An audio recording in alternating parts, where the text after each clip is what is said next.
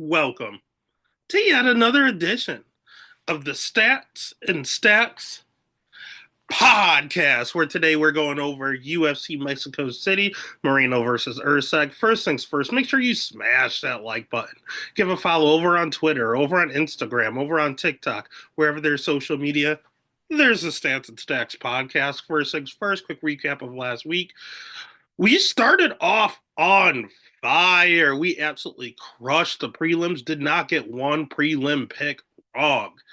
And then the main card started and all hell broke loose. I do not think we got one main card fight right. So it's a mixed bag. It is what it is. I'm always scared of when they're traveling. It seems to make an impact with my betting. There's just stuff you don't know about travel, stuff you don't know about how they're feeling. They're eating different diets, how their bodies are going to react over in other countries. And we have a little bit of the same here in Mexico City, not quite to the extent that we generally have in like Australia and different time zones and such. At least the time zones are a little closer, so that's a positive.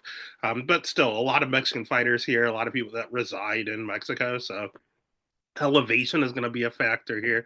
There's a lot of factors here too as well. So it is what it is. You do what you do, and it's just nice to have a crowd there. So if we lose a bet or two because we get live action in front of a live crowd, fuck that. We got to hit it all. It doesn't matter. So do extra research and make sure that is not a thing. So again, it was a okay week last week. Could have been amazing. But it is what it is. Let's have an amazing week this time. So we got 13 fights to talk about, just like we did last week. So let's not lollygag and let's jump right into the action. Very first fight of the night. We don't really have a lot of, not really a hometown crowd per se. I believe Markel Maderos is of Latin descent, but he's not. He's American. He's from Mexico and such. So crowd may be behind him. They may not be. We'll see. But Vegas is behind him. He's a minus 195 favorite. Austin Hubbard at plus 165. Over 2.5, minus 285. Under 2.5 at plus 210. Let's start with Maderos since we're talking about him. He's interesting. He trains out of Factory X Muay Thai. Good gym. He's 28 years old. He's been there for about 10 years now. He has good striking. His cardio's okay. It's not good. It's not bad. He can go 15 minutes. He slows a little at the very end there. Jiu-jitsu's all right. He's kind of like all Factory X Muay Thai guys where they have jiu-jitsu in their back pocket. It's not their bread and butter, but they're decent at it. Striking is on point as always. Good volume. His only pro loss is by split decision. And that's notable because every one of his fights seem to be pretty close, pretty tightly contested. He's rocking a 90% takedown defense, but it's a very small sample size. I don't like how low he keeps his hands. He's just asking to get chin checked. And I've seen him rocked on more than one occasion. He will mix in wrestling from time to time. He's not the world's greatest wrestler. He just does it to just mix things up. I do like that about his game. I don't like how low his hands are, and I don't like that he backs up a little. He's either pressuring forward or he's backing up. He does not stand his ground. It's one or the other. He's going forwards or backwards, and he needs to alternate between the two. And I talked about his low hands on more than one occasion because I've seen him dropped on more than one occasion in the regional scene, in the UFC. One of these times, someone's gonna put him out. Um, I don't know. It's just, and although I like he mixes in the takedowns, they're kind of half-assed. Like they're just doubles just to get you against the cage to reset. Basically, he's not actually trying to take you down. It's just if you're backing him up a ton, he'll shoot a takedown just to get you moving forward and just kind of reset and go back to what he's doing. All in all, he's a point fighter. A pretty good one. He's 9-1, but he's there to get had with the right competition. On the other side, we have Austin Hubbard, and it's not much different. He's 33 years old. He's a little more experienced, but he's kind of a generalist himself. He has good striking. He is okay jujitsu. He is okay wrestling. His cardio is not good. It's not bad. It's okay. He's just, if you had the word generalist, Austin Hubbard is just a big picture of it. He will have a 2-inch reach advantage in this matchup, which is nice because they both love the jab. He throws decent volume. He's been wrestling a lot more as of late. Generally, Austin Thud Hubbard likes to strike, and he likes to counter wrestle, but he's actually been wrestling a lot. He wrestled Kurt Hollabaugh a lot. He wrestled Mike Figlak a lot. He didn't he wasn't able to take down Alexander Hernandez, but he tried a few times. So yeah, in the he wrestled Vince Michelle a lot. Just a lot of these last fights, all of them but one basically. He's been wrestling a lot more than he used to. He's pretty durable. And he just lost a split decision to Alexander Hernandez, who partially trains at Factory X Muay Thai. I know he's more of a, we'll call them raw doggers, with the camp that split up with Factory X Muay Thai, but he still has communication with them. He goes there from time to time. He has communication at Elevation Fight Team. So Hernandez is a little all over the place, but he's basically a Factory X Muay Thai guy through and through, and he fights his fights close, and Hubbard just lost a split decision to him. So now we have a less experienced Factory X Muay Thai guy, who's used to split decisions. Austin Hubbard is used to split decisions. We kind of have a round two here. He does have good fight IQ, and he's awfully durable himself. I wish he hit harder. Again, Markel is there to get knocked down, but Austin doesn't particularly hit hard, kind of has pillow fists. I see this going over. I see this being a split decision. They both love splits. Why would they not have a split against each other? And in that instance, I'm going to take the dog if I think it's going to be that tightly contested. So the pick is going to be Austin Hubbard. The bet's going to be Austin Hubbard, and we're kicking this off with either playing it safe with the over 2.5 or just straight up betting the dog and going dog or pass to start the night. And that's what I'm going to do. Pick Austin. I'm betting Austin. Next fight of the night is not going to be a dog or pass situation. We have Jamal Emmers at minus 350 going up against Gabriel Miranda at plus 285. Over under set at 2.5. Over 2.5 is plus money at plus 145. Under 2.5 is minus 175. I'll be honest with you, this is interesting that the over 2.5 is such plus money, considering Jamal Emmers is not really a finisher by any means. He's more of a decision guy. I talked about Austin Hubbard being a generalist. Emmers is also, to an extent, a generalist, but he's good at everything. He's just not okay striking, okay grappling. Like, he's good. He's a BJJ black belt. He is a former collegiate wrestler, and he has good striking. He's 34 years old, or sorry, 35 years old, so I don't like that. He's at the tail end of his career, but he will have a 3-inch reach advantage here. He has okay power. It's not like he has the death touch, but if he hits you clean, you can go out. His cardio is good. 90% takedown defense. It is not easy to get this guy to the ground. He's fought a good level of competition. He's fought Pat Sabatini. He fought Jack Jenkins. He fought the Ashkabov guy is up in the air, but he was on roid, so he fought Jigads. Like, he's fought a good level. Julian Erosa. He's fought some good guys here. Tiago Moises, even before entering the UFC, a win over Corey Sandhagen. Like, this guy has fought the best of the best, and he's held his own. The problem I have with Jamal Emmers is that he does dumb shit all the fucking time. All the time. He can't help himself. He is kind of like where John Jones is like, if you're a striker, I'm going to beat you striking. If you're a grappler, I'm going to beat you grappling. Jamal Emmers has that John Jones mindset where he's going to beat you where you're best. And that's just stupid. Like, Pat Sabatini has no chin and cannot strike to save his life. He knocks him down to the ground. And what does he do? He follows him down there and plays footsies and then ultimately gets his leg snapped off. Jack Jenkins is an Australian kickboxer. All of his losses by submission. What does he do? He kickboxes with Jack Jenkins for 2 rounds and then decides to take him down in the third and wins the third round easily. Like, why didn't he just do that from the start? I have no idea. Nate Landwehr has one attribute: heart and cardio. That's all he has. What does he do? He goes out there and rocks Nate Landwehr and blows his entire load and says, fuck cardio, we're going. And then gets tired and Nate Landwehr finishes him. Like, I just don't understand. I don't get it. He's wrestling with wrestlers. He's grappling with grapplers. He's striking with strikers. He's just not worried. He's not conserving his energy against cardio machines. He will do something stupid. Just bet your money he's going to do something stupid. So him as a minus 350 favorite is very, very concerning. But then you go and you look at the other side and you see why he's a minus 350 favorite. Gabriel Miranda ain't it. All right. Gabriel Miranda has really, really good jiu-jitsu. That's where it stops. That's it. He can't wrestle. He cannot strike to save his life. He doesn't even know how to throw a punch. He does not have a chin. He gets knocked out all the fucking time. He has zero cardio, cannot go 15 minutes. He will gas out. He's extremely hittable when he is on the feet. His level of competition is god awful. He's beat no one good. Since he's been in the UFC, did he lose to good guys? Yes. Morgan Charrier is good. Benoit Saint Denis is good. But his wins are against Shane Young. Like, Shane Young is god awful. His wins on the regional scene right before coming into the UFC, he fought someone that was 5-5. This dude has like 25 career fights, 24, sorry, and he's fighting someone that is 5-5. So at that time, he had 20 career fights, and he's fighting someone that is 5-5. Before that, he fought someone that was 3-1, 8-7. You have 20 career fights. Why are you fighting people that are 3-1 and 5-5? He is a definition of a can crusher.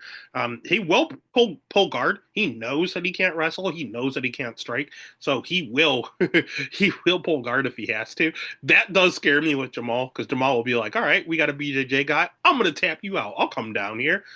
For the love of God, Jamal. If Jamal Emmers keeps this on the feet, which he can with being a collegiate wrestler and having 90% takedown defense, Jamal Emmers could sprawl and brawl and knock this guy out in 1 to 2 rounds. Will he do that, or will he go down there and play footsie? I don't know.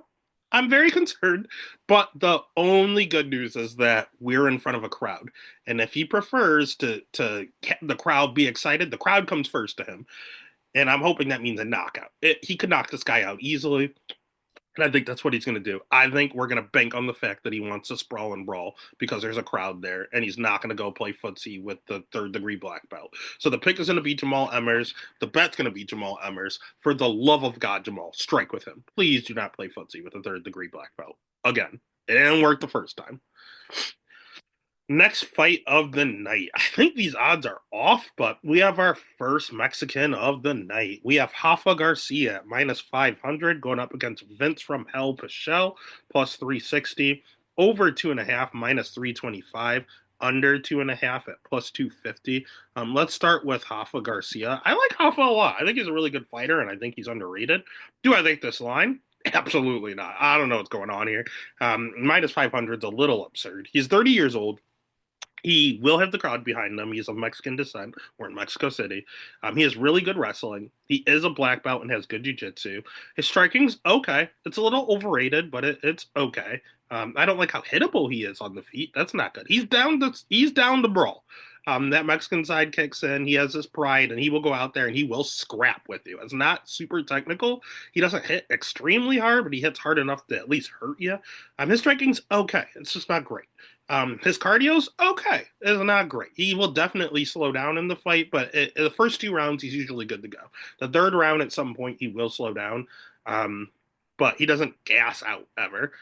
He has really good fight IQ, though. He has, like, there was nothing he could do against Grant Dawson. Grant Dawson has world-class top control and is a good wrestler. Like, there's nothing he could do.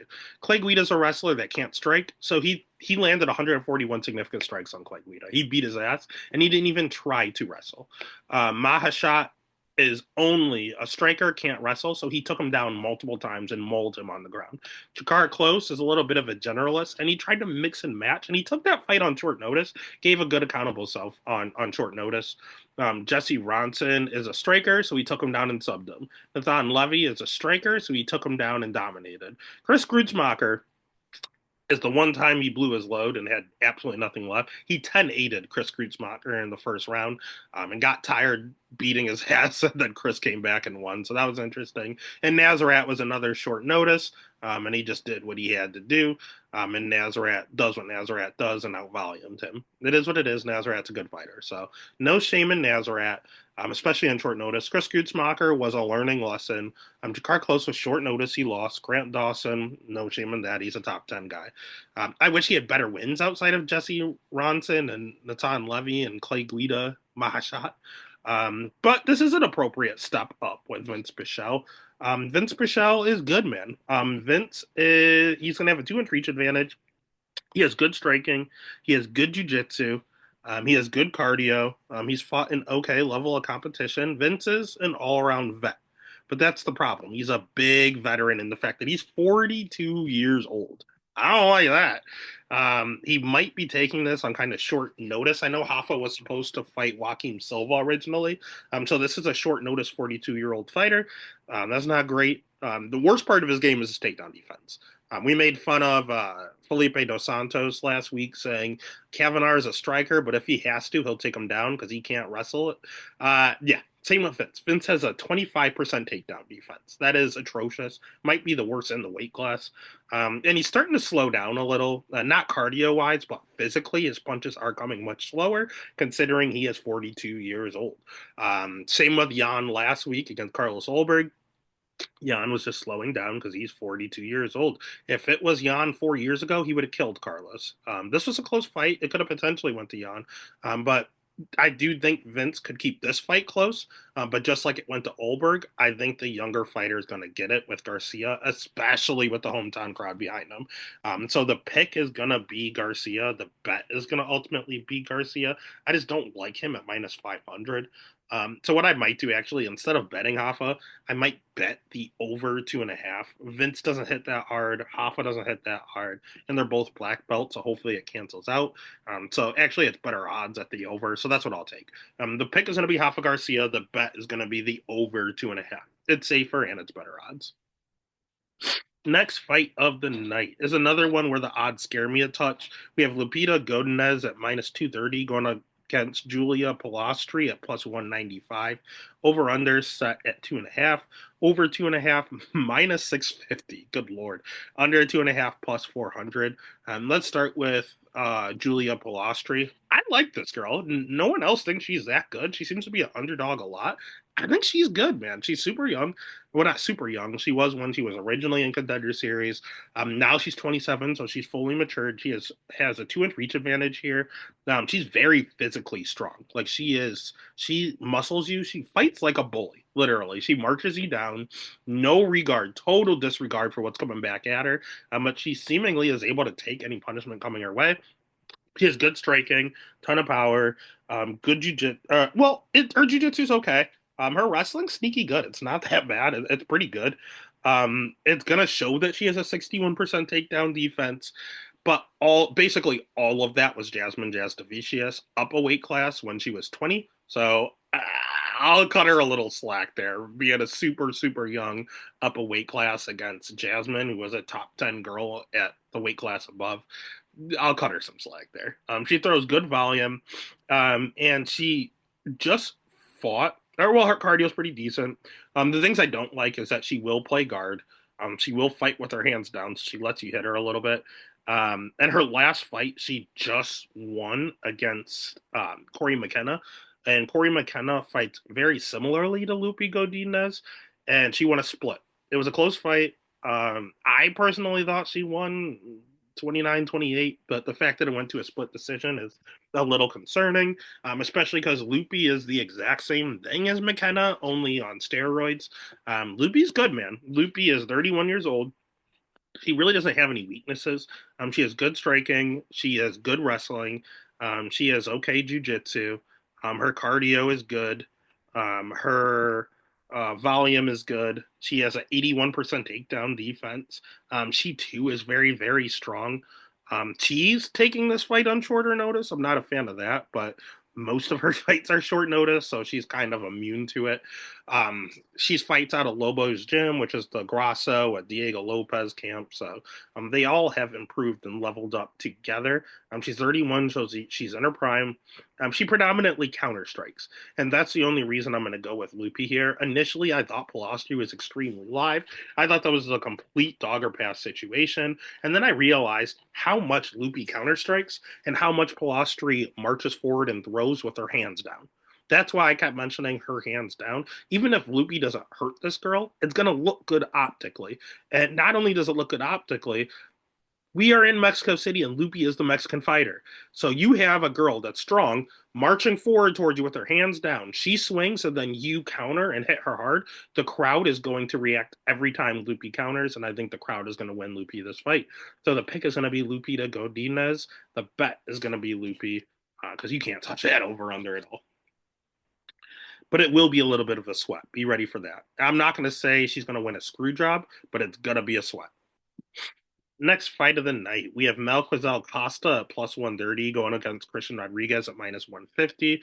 Over under set at 2.5. Over 2.5 minus 220. Under 2.5 at plus 165. Let's start with C Rod because C Rod's my boy. I love Christian Rodriguez. Christian Rodriguez is 27 years old, so he's just entering his prime. He has good striking. He may have the crowd. He's of Mexican descent. He's American, but if they had to choose, they're going to choose the guy with the last name Rodriguez. He has good striking. He has good jiu-jitsu. He has good wrestling. And he'll sprinkle it in from time to time. He's been averaging like 2 takedowns per fight as of late. He has a 70% takedown defense. It's okay. But he has fought monsters like Isaac Dalgarian. He's fought Austin Bashi, Raul Rosas Jr. Those are really Jonathan Pierce. Those are really, really, really good wrestlers. So yeah, Reyes Cortez, like he's fighting good wrestlers. So 70% takedown defense going against those guys is very, very good. Um, he has a good up game when he does get taken down, though. He has good cardio. He loves to march forward. He's fought a good level of competition, as aforementioned. His volume's okay. His power's okay. You're saying, what is wrong with this kid? The fact that he's not a 145 pounder, he can get a little bullied if you give him the right guy. Someone like JSP was able to bully him around. He made it a close fight, but he's not a 145-pound fighter. He has a bantamweight, and he misses weight at bantamweight all the time. Cameron Simon, he missed weight. He missed weight against Raul Rosas. Um, he missed weight against Isaac Dalgarian. Yeah, he missed 3 times in a row. Then they made him go up to 140. No. Dalgarian's at 145. Sorry, he missed twice in a row. Raul Rosas and Cameron Simon. They made him go up. He won a split decision against Isaac Dalgarian, which is impressive. Then he was beating Julian Erosa's ass and got caught in a guillotine. It happens. And then Austin Bashi, he was able to give him a vet lesson. So I love C Rod. I think he's good everywhere. I just think he's in the wrong weight class. This guy's a top 10 guy at bantamweight. At 145, he's going to run into some size issues. I don't know if it's going to be against Malquizal Costa, though. Malquizal's good. I like Malquizal. Honestly, I bet him a lot. But he has holes himself. Malquizal is 28 years old. He has good striking. He has good jiu-jitsu. His volume's okay. He himself will sprinkle in takedowns here and there. Problem with Malquizal is that he has 50% takedown defense. He generally has good cardio, but I've seen him slow down in the past.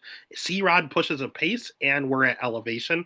So this is where elevation might take effect here. His level of competition's okay, but I would say C-Rod's is better. And he just fought Andre Fili a month ago. I know he took virtually no damage, but that's another weight cut pretty close to each other. He's a shoot to box fighter, so he has good striking and he hits extremely hard, and he has good jujitsu. That's about it. He has good fight IQ. He wrestles against people that have bad takedown defense. He wants to strike against people that can't strike as well. He does everything well. He backs up a lot, and C Rod marches forward a lot, so that's going to look good to the judges as C Rod's connecting, marching forward. Um, yeah, man, I like Mel Quizell. I like C Rod. I think this is a damn good fight. But if you think for 1 second I'm turning back on my boy C Rod, it ain't happening. So the pick is going to be Rodriguez. The bet is going to be C Rod.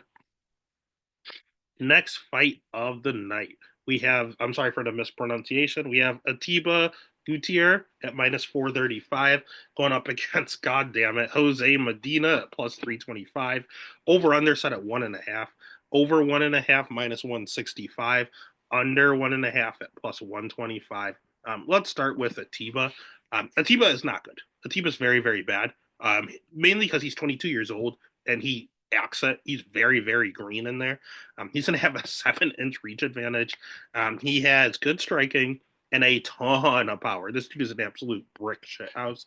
We talked about Abdul Mansour Malik, or Malik Abdul Mansour, whatever his name is. We talked about Josias Musasa. These just massively huge, powerful Africans coming out and just dominating and knocking everyone out. Yeah, they hit extremely hard, but there's not a lot of good training facilities in Africa. A lot of people are coming over to the US. They're going to build a PI in Africa, and all these powerhouses over in Africa are going to dominate the UFC. When they get proper training, they are going to dominate. He just doesn't have it yet. He's got to make a little more money to get out. And once he gets out and gets good training, this kid could be really good. But he's 22 and he's raw. He has good striking and power. That is it. He has no jiu-jitsu whatsoever. If you take him down, I have not seen him get back up. I literally have not seen him work his way back up to the feet. His wrestling's trash. He has okay takedown defense. But again, if you're persistent, it tires him out, and he doesn't have cardio. So he has no cardio and he has no ground game. He has okay takedown defense, but good lord, when you're on the feet, he's massive and he hits like an absolute truck. He marches forward. His one loss is because he went 3 rounds. He got tired and he lost a split decision. Um, all of his fights are early stoppages. They're all round ones. He's 6-1. He has 6 round 1 finishes. Sorry, he has 5 round 1 finishes, 1 second round finish. So, yeah, this guy's an absolute killer. He's fun to watch. He just needs a little seasoning. They need to open up that PI in Africa, and it's going to be the real deal. But for now, you don't bet these guys at minus. Musasa went off. It's like a minus 900 favorite, and then got choked out. Don't do it. Usually, this time we have Jose Medina. The crowd will be behind Jose Medina. Dana White will be behind Jose Medina. Michael Bisping will be behind Jose Medina. They love this guy. Why? I don't know. He was on Contender Series, got absolutely dominated by a Russian fraud, and because he was out there having fun and not getting, he got a contract because he didn't get KO'd, literally. And we found out that Magomed was a fraud in the UFC, and he's been cut. But Jose's still here hanging on to a job, man. I don't get it. He's 33 years old. He's Bolivian. He'll have the crowd behind him. But his striking's not good. His jiu-jitsu's all right, but his wrestling's not good. His cardio's okay, but he's low volume and has 31% takedown defense. And worst of all, he's extremely hittable. Like, he just kind of eats shots for fun. His level of competition, god awful. I mean, before getting into the UFC and losing, his last one was against someone that was 4-2. The guy before that was 11-23. Guy before that was 2-0, 2-1, 0-2, 0-0. Like, these guys are not good. He fought someone that was 12-3 and he got killed. Like, I don't know what to tell you. 7-7. He's beaten, realistically, people that have more than 3 fights. He beat one guy with a winning record. Other than that, they've all had 2 fights or have losing records. How the fuck is this guy in the UFC? He was just entertaining during Dana White Contender Series, and they gave him a contract. It's insane. He is by far, like, AJ Cunningham is in the UFC. Jose Medina may be the worst fighter in the UFC. He's bad. Atiba has no fucking clue what he's doing, but Jose Medina does know what he's doing and just can't do it. He's not good. I cannot bet Jose Medina. I cannot bet Atiba. You could trust this over under, but they set it at 1.5. They know. They know. So if anything, I'm taking that. God, I don't even know. Just fight not to go the distance or whatever those odds are. The pick is going to be Atiba, begrudgingly, but the bet is going to be the under. Fight not go to the distance. That's the only way to play this. This is so bad. Either Gautier is going to gas out and Medina subs him, miraculously, or Medina, the Mr. Durable, cannot get knocked out, gets put out in like 20 seconds. It's going to happen. One of the two. This thing ain't seeing the judges' scorecard. So, again, not to reiterate, the pick is Atiba. The bet is fight does not go the distance. God bless. Let's move on. To Edgar Chairez at minus 260, going up against CJ Vergara at plus 240. Over under set at 2.5. Over 2.5 minus 155. Under 2.5 at plus 120. Let's start with CJ Vergara. Initially, I thought he was bad. Then I thought he was okay. And then I came to the consensus that he's bad. He's not that good. He's 33 years old, so he's starting to leave his prime. He has good striking. His jiu-jitsu is all right. It's not that great. His power is decent, but he's not knocking everyone out, but he can knock you out. His takedown defense is not good. 60% takedown defense. His level of competition is good. I'll give you that. He's fought Asu Amabayev. He fought that Timurov guy. He fought Tatsura Taira, Clayton Rodriguez, Ode Osborne, Bruno Carrera. Those guys are all good fighters. His wins, though, aren't good. Daniel Lacerda, I love Daniel Lacerda, but he had the worst cardio I've ever seen. Venencia Salvador's trash and cut. Lacerda's cut. Clayton Rodriguez was a very controversial split decision.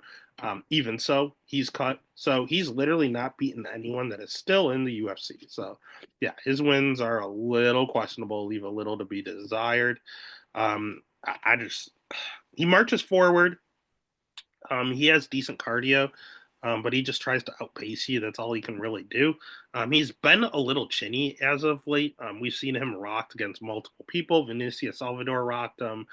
We saw him rocked in the Daniel Lacerda fight, and then Timurov knocked him out.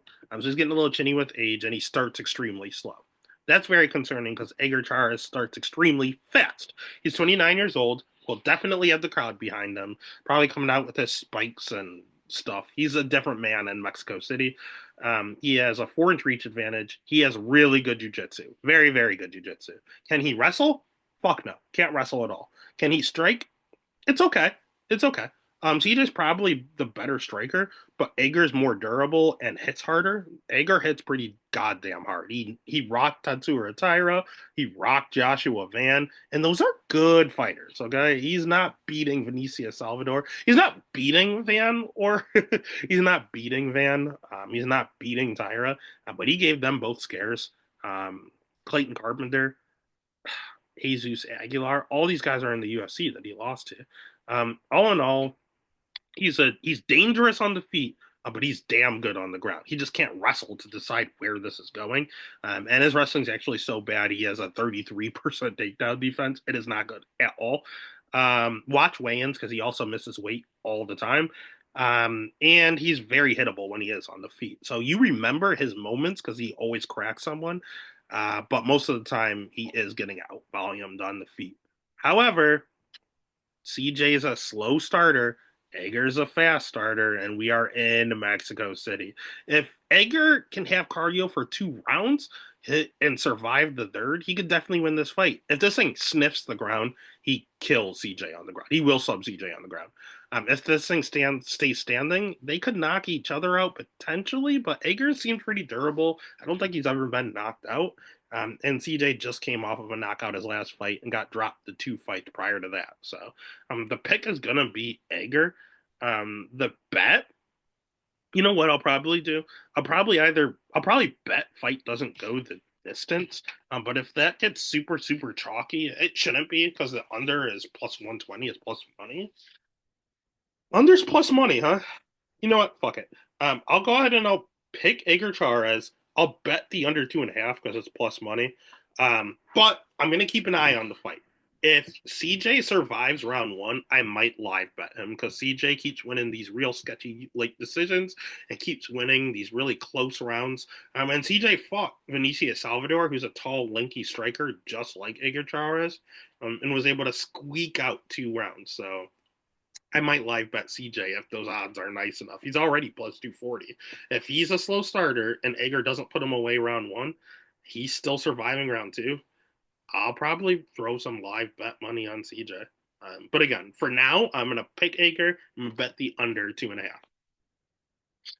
Next fight of the night.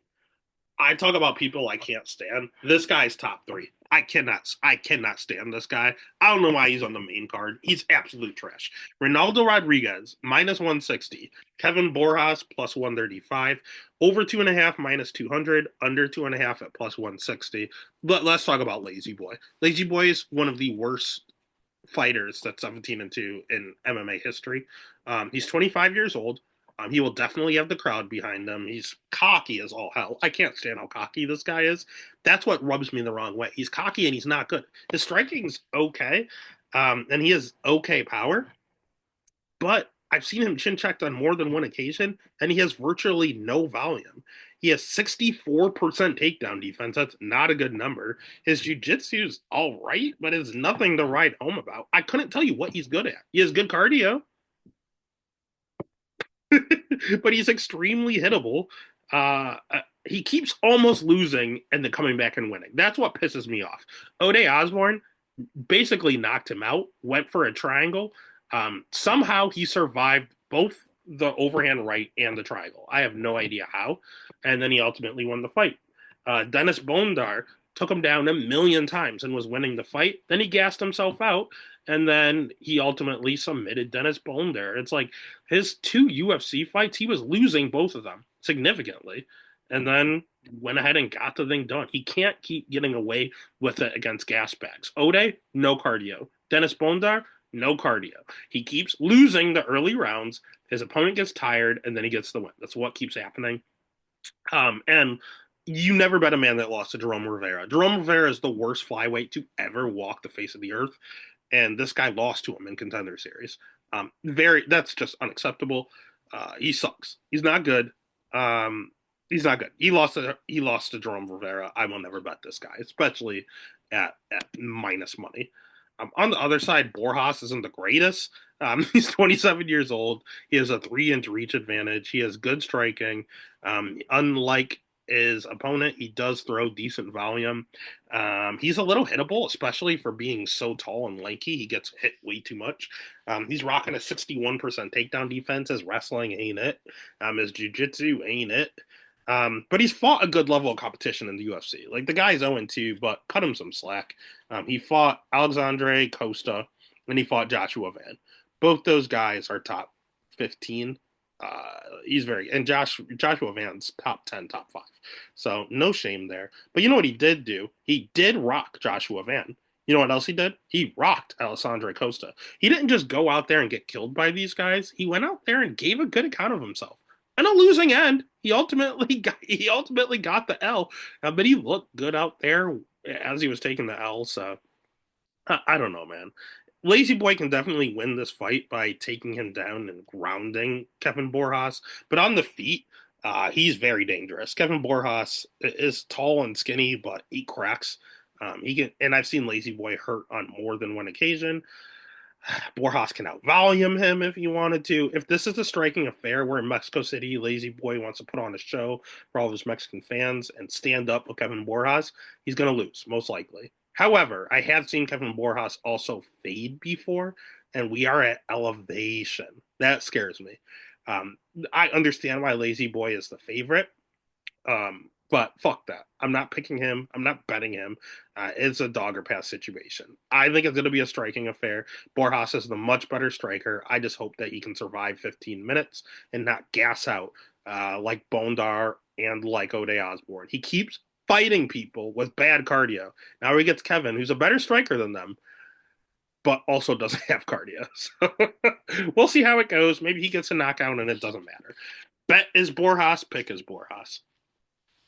Next fight of the night. We have someone with good cardio. We have David Martinez at minus 400 going up against Simone Oliveira at plus 300. Over under set at 2.5. Over 2.5 is minus 135. Under 2.5 is plus 105. Let's start with Simon Oliveira. We have not seen him in a while. Last time he fought was against Daniel Marcos, which was in 2023. So we haven't seen him in 2 years. 2 years off is not great. He's 33 years old now. I don't know if it was an injury or what happened to him. He has good jiu-jitsu, and he has a great guillotine. He tries to outdo Jesus Aguilar with jumping gillies because he will jump it quick. He will do whatever he can to jump guillotine. He loves it. He's addicted to it. He cannot help it. I'm telling you, Jesus Aguilar and Simon Oliveira make DP look modest in regards to guillotines. They love the shit. Love guillotines. His striking, not great. He spins a lot, but his striking's actually not good at all. He also has zero volume whatsoever when he's on the feet. He's very, very hittable, and his wrestling's not good. He is a training partner of Gabriel Miranda, and he fights the exact same way. He has great jiu-jitsu, bad wrestling, bad striking. It's not a great thing, and he doesn't have the world's best cardio. It's not as bad as Miranda's, but it ain't good. I'll tell you that. So he's not a gas bag, but he definitely slows down quite a bit in his fights. His opponent, on the other hand, is of Mexican descent. We'll have the crowd behind him. 26 years young. He's just entering his prime. I believe he lives in Mexico. His sister is a fighter in the UFC as well. So this is just a fighting family. His cardio's good. Checks out. I don't see the elevation affecting him whatsoever. He has very good striking. He's very kick heavy. Good cardio. His jiu-jitsu's okay. His wrestling 100% takedown defense, but he only has one fight under the UFC banner. It was a Contender Series fight, so take do with that as you wish. Um, he has one loss, and it's by split in Combate, which is at least like there's some good fighters that come out of Combate. He loves to fight going backwards, which is interesting. A lot of people they love to go forward. He loves to go backwards, and Oliveira loves to go forward. So Oliveira is going to be doing what he wants, marching forward, and Martinez is going to do what he wants, going backwards. Because Martinez is a counter striker. He loves to counter, and when he's not countering, he's kicking. It's kicking or backing up and countering. Those are the two things he does. Which isn't good for Oliveira. Oliveira's last loss was with like a flying knee against Marcos, and he loves to march forward and get hit. He's extremely hittable. He's very counterable. So this is kind of matchmaking. Matchmaking. They're in Mexico. You have a Mexican fighter. You're giving him someone that hasn't fought in 2 years that blocks punches with his face. He loves to go forward while your fighter likes to go backwards and is great at countering. This is an extreme setup fight. You're getting pretty decent odds. No, you're not. Minus 400. Fuck. It's his UFC debut. It's minus 400. That's insane. Um, yeah. I don't even want to touch this over under really either. You're just gonna have to eat some chalk here. The pick is David Martinez. The bet is David Martinez. I'm staring at that under 2.5 at plus money, but I don't know. I'll go ahead and I'll pick and I'll bet David Martinez and just eat the chalk at minus 400. Speaking of Mexican chalk, Raul Rosas Jr. minus 380 going up against Vince Morales at plus 290. Over under set at 2.5. Over 2.5 minus 205. Under 2.5 at plus 155. Let's start with Raul Rosas Jr. Because this fight was added just 2 weeks ago.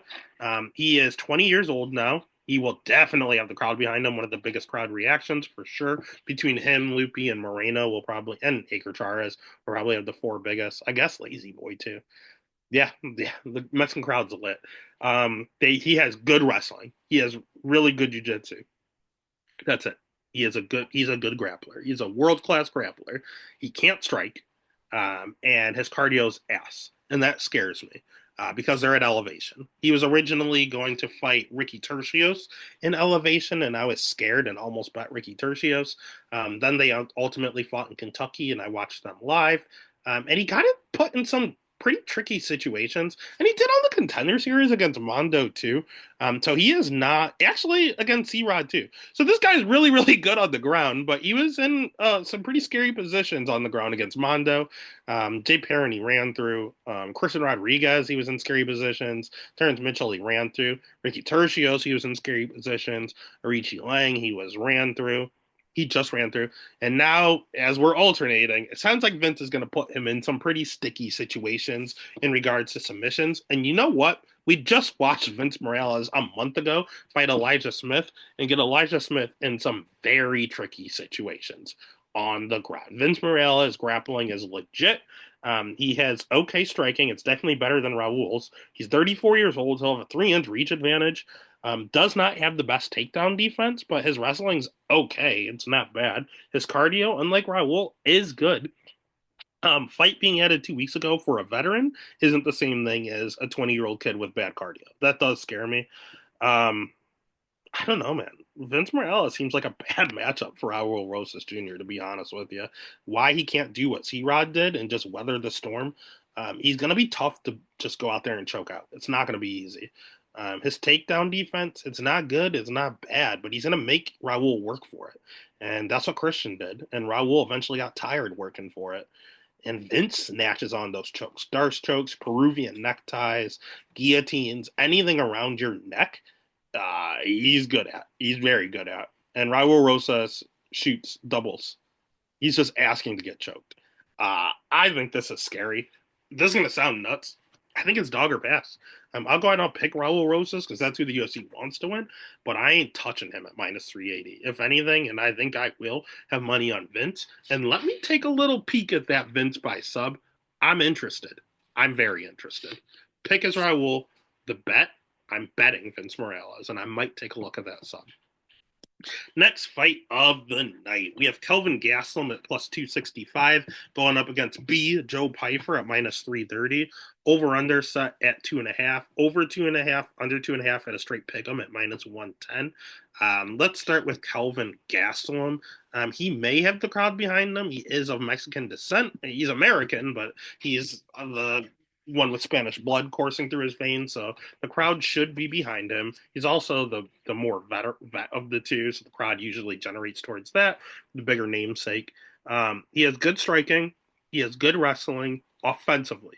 Defensively, shocking 59% takedown defense. Not great. His jiu-jitsu is all right. He's a BJJ black belt, but he's been subbed on multiple occasions.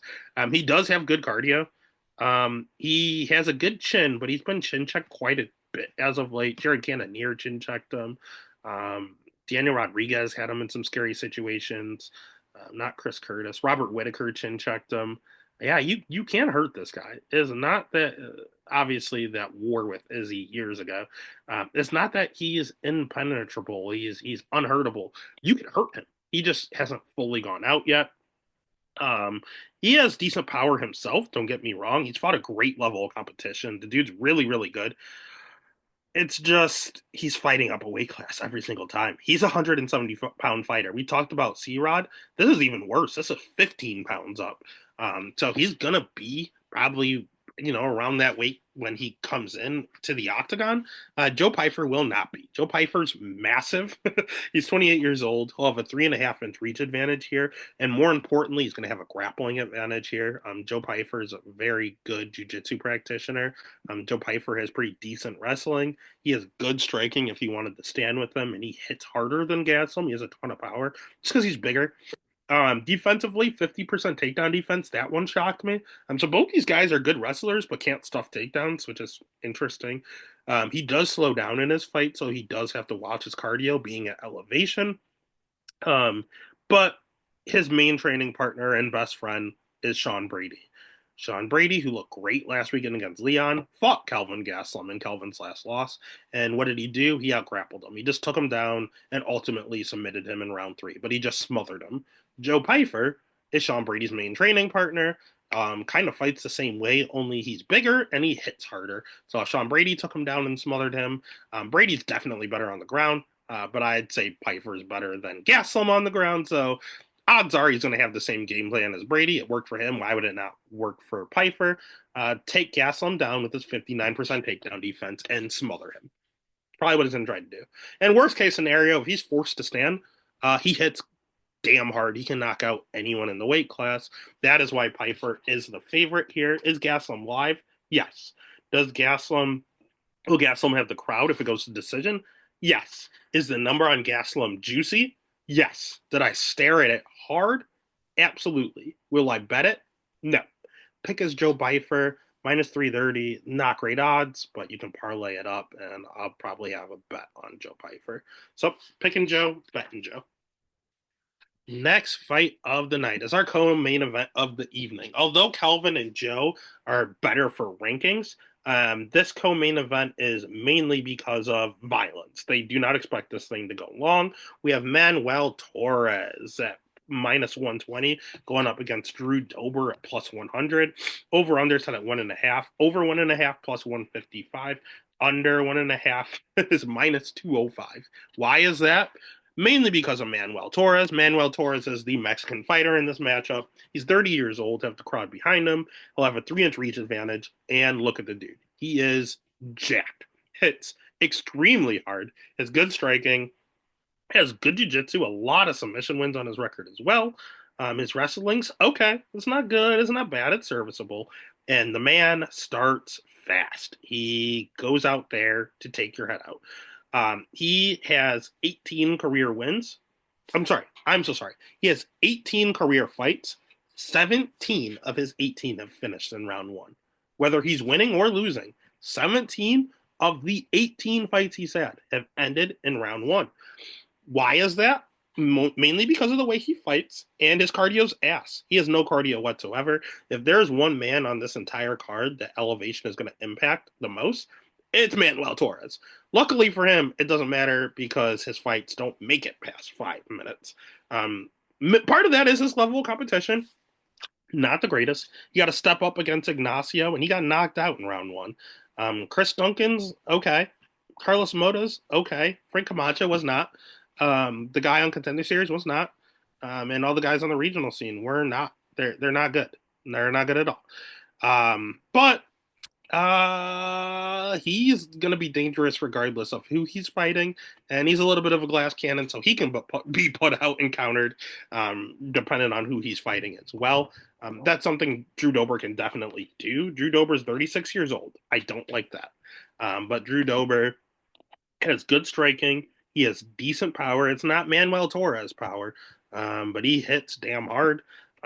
He has a good level of competition fighting people like Islam, fighting people like Hinata Moicano, what's the guy, Lord, Gene Silva, and giving them a run for their money.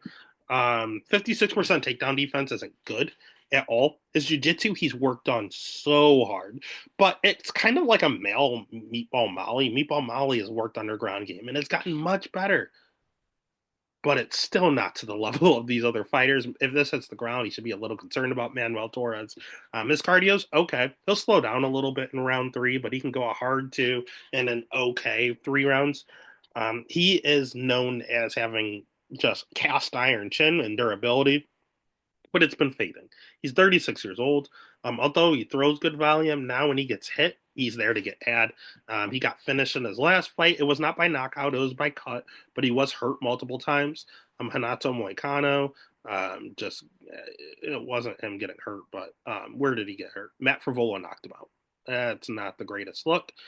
Before that, Rafael Alves hurt him badly. Terrence McKinney hurt him badly. Brad Riddell hurt him badly. All of these are wins outside of the Brad Riddell loss. But even though he's winning, he was rocked badly. Actually, King Green rocked him too. Now that I'm trying to think of it, so he's been rocked in like 5 straight fights. He's just it's just age, Mother Nature. It beats everything. There's nothing you can do. Father Time always conquers. And he's fighting Manuel Torres, who is Mexican, and everyone makes the joke about Drew Dober. Gene Silva's Brazilian, so he kind of changed the mold. Same with Moicano, but before and Ricky Glenn. But before that, he fought Matt Frivola, who is white, and he lost. King Green is an ethnicity, and he won. Rafael Alves, Brazilian, he won. Terrence McKinney is black, he won. He fought Brad Riddell, who's white, and he lost. Islam is a white Muslim, he lost. Alexander Hernandez is Spanish, he won. Nazareth Akras is um, um, God, Arabic, he won.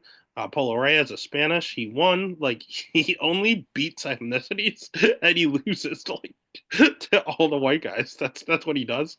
But that trend has broken. And someone talked about it once, and Drew's a nice guy. He didn't want anything about that. So at the end of the day, Torres is Mexican. So we might have to bet Drew Dober. But a lot of people are doing that. This number is dropping quickly. This thing is going to either flip or have it be a straight pick 'em, because this is just violence reincarnated. It's insane. This is going to be a violent fight. Do you want to pick a side? No. Do you want the under 1.5 at -200? Fuck no.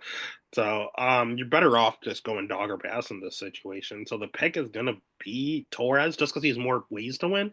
But the bet's going to ultimately be Drew Dober. And what I'll probably do, honestly, I'm probably going to live bet Drew. If he survives round one, I'm betting Drew Dober. And that's exactly how I'm going to play this. I'm going to pick Manuel Torres. I'm not going to touch this fight. And if this thing hits round two, I am betting Drew Dober live because I'm assuming he lost round one. And then that takes us to the main event. If you haven't already, smash that like button. Give a follow over on Twitter, Instagram, TikTok. We appreciate all the support. Let's dive into the main event with Brandon Moreno, -200, going up against Steve Erceg at +170. Over under set at 4.5. Over 4.5, -240. Under 4.5 at +190. Let's start with Brandon Moreno. Brandon Moreno against Amir Albazi, his last fight was amazing. He was a man on fire. He's been in war after war after war, title defense after title defense after title defense. He mentioned retiring and then decided not to. And that was the greatest thing that could have happened to him because he needed a break. His body needed to recharge. He needed to get mentally prepared to go back at this thing. The dude's only 31 years old, and he just never stopped fighting, battle after battle. And when he got a long break there, and came back, he looked absolutely phenomenal. He has an inch and a half reach advantage in this matchup. He will definitely have the crowd behind him more than anyone else. He has a great level of competition, being a former champion. He has good striking. He has good jiu-jitsu. He has good wrestling. He has good cardio. He has good volume. 64% takedown defense isn't great, but Steve Erceg isn't the greatest wrestler, so he'll be perfectly fine. I will say Moreno's the better wrestler in this matchup. If Amir Abbasi struggled to take him down, I don't see Erceg doing it multiple times. Yeah, only good losses. He has a ton of good wins. Moreno is the shit, and he's a former champ for a reason. The only knock on Brandon Moreno is that he's now main evented in Mexico City twice and is 0-2. He has not won in Mexico, which is weird. He is a Mexican fighter. He's always marquee, and he just has not been able to get it done in front of his hometown. But he's due, man. He's due. And that might be why they're giving him Steve Erceg. Steve Erceg is great. I love Steve Erceg. I was on Astro Boy before anyone else. When he came into the UFC, he was like plus 200, and I bet the house on Steve Erceg at plus 200 against David Dvorak. And he came through, baby. Steve Erceg is 29 years old, has fought a decent level of competition himself, meaning that he fought for the title 2 fights ago. He has good striking. He does not look like a fighter, but don't let the look fool you. He has a decent amount of power on him. He has good striking, good jiu-jitsu, world-class jiu-jitsu. His wrestling's not great, and defensively, 60% takedown defense. His cardio is good. His volume is good. Everything is good. One little thing, though, that I kept talking about with Steve Erceg is his chin. He's low-key chinny, and no one was talking about it. Alexandre Costa hurt him badly. Matt Schnell hurt him. Alexander Pantoja didn't, but then Kai Kara France put his lights out. It was a matter of time. He's been chin checked multiple times on the regional scene in sorry, in 3 of his UFC fights, he's been either hurt or actually put out. It was a matter of time until it happened, and his last fight it happened. And now people are fading Steve Erceg, saying maybe he was overrated. He's not overrated, but there are certain styles that are going to beat him. If you're a world class grappler, you can beat him. And that's what Pantoja used. He got like 9 takedowns to get the win, and it was a very close win. If you have a ton of power, you can knock him out. He's low key chinny. Kai Kara France has like 90% takedown defense and a decent amount of power and was able to put him out. Those are his kryptonites. If you're a little bit of a generalist, he can hang with you. He is that good on the ground. Pantoja, yeah, he took him down 9 times. He didn't submit him. Steve's good on the ground. If you want to strike, yeah, he got knocked out by Kai Kara France, but he struck with a whole bunch of other fighters and did perfectly fine. Like, he is a good striker. Has decent amount of knockouts himself. Steve Erceg is a great fighter. However, I am a Steve Erceg whisperer. Kai Kara France, I called the KO. Alexander Pantoja, I called the decision loss. Matt Schnell, I don't remember what I said about Matt Schnell. I might have been wrong on Matt Schnell. But Costa, I knew that he was going to beat Costa. David Dvorak, I knew he was going to beat David Dvorak. What did I say about Matt Schnell? I've either gotten 100% right or Matt Schnell was the only one wrong. Other than that, yeah, I can just kind of have Steve Erceg pegged. He is a great fighter, and it sucks that he's going to be on a 3-fight losing streak, but that's what's going to happen. Brandon Moreno ain't losing 3 in a row in Mexico. It's just not happening. So the pick is going to be Brandon Moreno. The bet is going to be Brandon Moreno, and that's how we're going to end the night. UFC Mexico City. It's a fun card. It's one of the most fun cards I've seen in a while. I hope it delivers, and I hope we make money. Let's get after it.